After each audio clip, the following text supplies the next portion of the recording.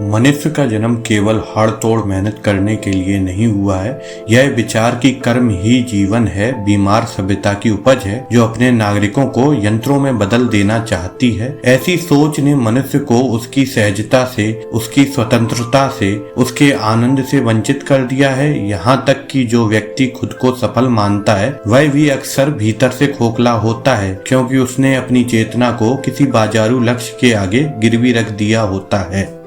समस्या यह नहीं है कि लोग काम कर रहे हैं, बल्कि यह है कि वे अपने होने की सार्थकता को काम में ही खोजने लगे हैं। वह यह भूल जाते हैं कि जीवन केवल काम करने के लिए नहीं है, बल्कि जीने के लिए है। यह भूल बचपन में ही डाल दी जाती है। स्कूलों में, परिवारों में, समाज में बच्चे से यह नहीं पूछा जाता कि वह क्या महसूस कर रहा है। उसे यह सिखाया जाता है कि उसे क्या करना चाहिए। उसका पूरा जीवन किसी पूर्व निर्धारित लक्ष्य के चारों ओर घूमने लगता है। पहले परीक्षा में अच्छे अंक, फिर नौकरी, फिर अधिक पैसे कमाने की होड़, और जब जीवन समाप्ति की ओर बढ़ता है तब उन्हें पता चलता है कि उन्होंने कभी जिया ही नहीं। सभ्यता का यह प्रशिक्षण दरअसल बीमारी है। यह बीमारी उन लोगों में अधिक गहरी होती है जो खुद को अत्यधिक कर्मठ समझते हैं। ऐसे लोग अपने खाली समय को व्यर्थ समझते हैं, विश्राम को आलस कहते हैं, आनंद को अनुत्पादक मानते हैं। वे भूल जाते हैं कि फूल केवल खिलने के लिए होते हैं। वे किसी उपयोगिता के सिद्धांत में नहीं चलते। प्रकृति ने किसी नदी को इसलिए नहीं बनाया कि वह प्यास बुझाए, किसी पहाड़ को इसलिए नहीं रचा कि वह खनिज दे सके। इसके उलट मनुष्य को इस सभ्यता ने महज उत्पादक इकाई में बदल दिया है, जिससे अधिकतम काम लिया जा सके। सवाल यह नहीं कि हमें काम नहीं करना चाहिए, बल्कि यह है कि हमें काम को ही जीवन क्यों मान लेना चाहिए।